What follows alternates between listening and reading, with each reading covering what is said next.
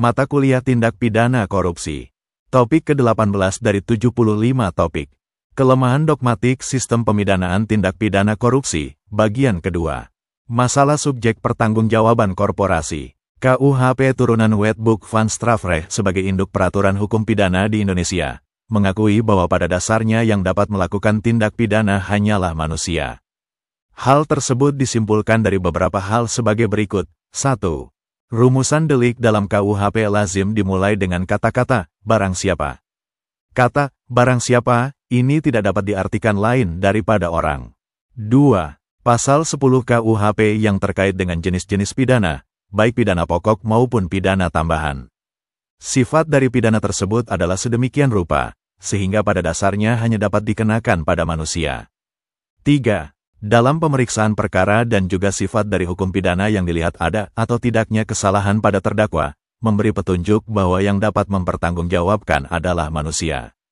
Penyebutan manusia sebagai subjek hukum dalam KUHP mengalami perkembangan seiring dengan adanya perkembangan ilmu pengetahuan dan teknologi yang memunculkan pelaku usaha yang semula dilakukan secara individual berkembang dalam bentuk kelompok-kelompok usaha yang bergabung dalam bentuk korporasi, baik yang berbadan hukum maupun tidak berbadan hukum. Korporasi-korporasi yang kemudian menguasai kegiatan ekonomi ini, di dalam aktivitasnya sering menimbulkan perselisihan dalam rangka mengejar keuntungan, sehingga kadang-kadang, bahkan sering dilakukan dengan cara-cara ilegal atau melanggar hukum, yang pada akhirnya memunculkan jenis kejahatan yang berdimensi ekonomi yang disebut kejahatan ekonomi atau economic crime. Di berbagai negara, korporasi muncul dalam bentuk dan ukuran yang bervariasi yang mendominasi kegiatan ekonomi, baik di bidang industri, komersial, dan sektor sosial. Kemunculan ini diikuti dengan kecenderungan untuk mewaspadai the white collar or business crime area, yang melibatkan korporasi seperti di berbagai bidang bisnis. Salah satu bentuk dari white collar crime adalah corporate crime atau kejahatan korporasi. Bentuk-bentuk kejahatan korporasi beserta korbannya sangat beraneka ragam, di mana pada dasarnya mempunyai nilai ekonomis, seperti kejahatan di bidang konsumen, kejahatan di bidang lingkungan hidup, kejahatan perpajakan, kejahatan pencucian uang dan korbannya juga sangat luas, bisa individu, kelompok, masyarakat dan negara. Tidak dapat diingkari lagi bahwa korporasi memiliki identitas hukum tersendiri, yang terpisah dari pemegang saham, direktur dan para pejabat korporasi lainnya. Korporasi dapat menguasai kekayaan, mengadakan kontrak, dapat menggugat dan dapat pula digugat. Pemilik atau pemegang saham dapat menikmati tanggung jawab terbatas, mereka tidak secara personal bertanggung jawab atas utang atau kewajiban korporasi. Dengan pendekatan teori organik, maka tanggung jawab yang sebenarnya dari korporasi terletak pada struktur organisasionalnya, kebijakannya, dan kultur yang diterapkan dalam korporasi. Di dalam literatur dijumpai istilah-istilah yang berhubungan dengan korporasi, namun memiliki pengertian yang berbeda, yaitu sebagai berikut. 1. Crimes for corporation. Ini merupakan kejahatan korporasi sehingga dapat dikatakan, corporate crime are clearly committed for the corporate and not against, artinya kejahatan korporasi dilakukan untuk kepentingan korporasi dan bukan sebaliknya. 2. Crime against corporation, atau kejahatan terhadap korporasi sering juga diberi nama dengan sebutan, employee crimes, ialah kejahatan yang dilakukan oleh para karyawan terhadap korporasi, seperti penggelapan dana perusahaan oleh pejabat atau karyawan perusahaan. 3. Criminal corporation, ialah korporasi yang sengaja didirikan untuk melakukan kejahatan. Di sini korporasi hanyalah sebagai topeng untuk menyembunyikan wajah asli dari pelaku kejahatan. A.L.J. van Strien mengemukakan 3 teori dasar dalam menentukan badan hukum sebagai subjek hukum pidana ialah 1. Ajaran yang bertendensi psikologis dari J. Remmeling, yang berpendapat bahwa hukum pidana memandang manusia sebagai makhluk rasional dan bersusila. 2. Pendekatan yang bertendensi sosiologis dari Ter Heide, di mana yang menjadi pokok perhatian bukanlah manusia tetapi tindakan, berkaitan dengan ini Ter Heide menyebutnya sebagai hukum pidana yang dilepaskan dari manusia. 3. Wawasan dari Eckhart, di mana pengertian subjek hukum dipandang sebagai pengertian yuridis yang kontrafaktis.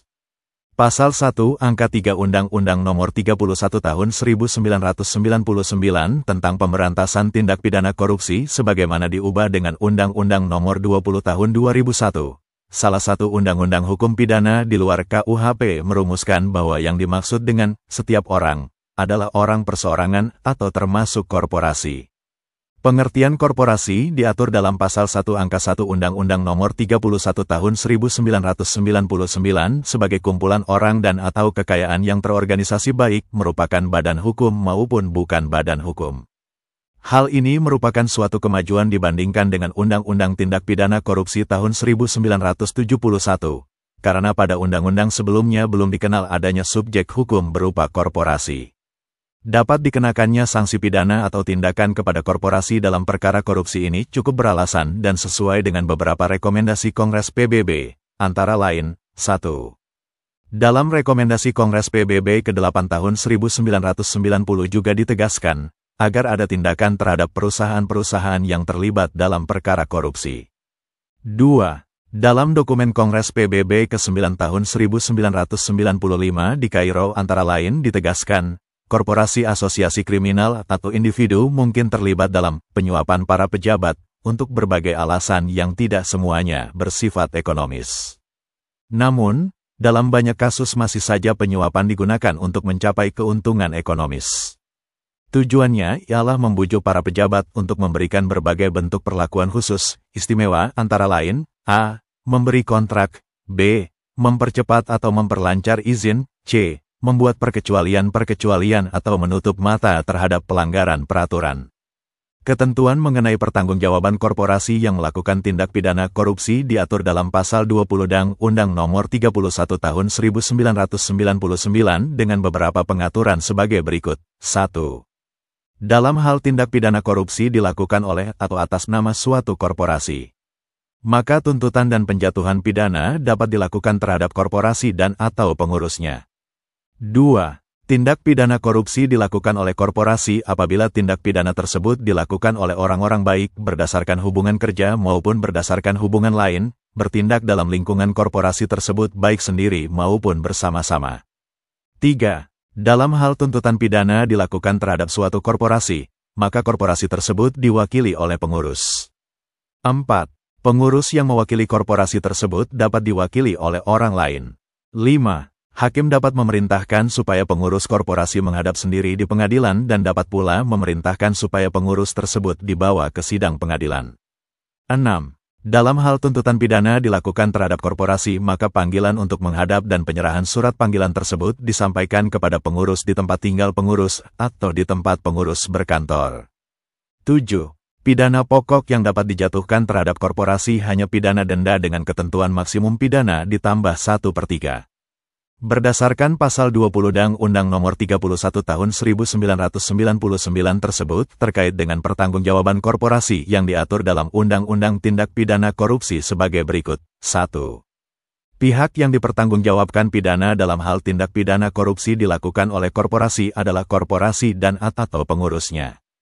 2. Kriteria tindak pidana korupsi dilakukan oleh korporasi, yaitu apabila tindak pidana tersebut dilakukan oleh orang-orang baik berdasarkan hubungan kerja maupun berdasarkan hubungan lain, bertindak dalam lingkungan korporasi tersebut baik sendiri maupun bersama-sama.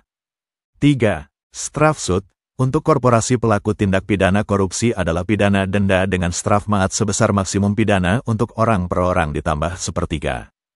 Perumusan ketentuan tersebut dapat dikatakan sudah cukup baik, meskipun masih diperlukan kajian lebih lanjut terkait dengan pidana bagi korporasi pelaku tindak pidana korupsi. Mengingat hakikat dari korporasi, memang pidana pokok yang paling tepat adalah pidana denda. Akan tetapi, yang belum diformulasikan dari ketentuan tersebut adalah mengenai pidana pengganti denda, ketika korporasi yang dijatuhi pidana denda tersebut tidak sanggup membayar dendanya. Ketentuan umum dalam buku 1 KUHP memberi pengaturan terkait dengan pidana kurungan pengganti denda dalam Pasal 30, yaitu 1.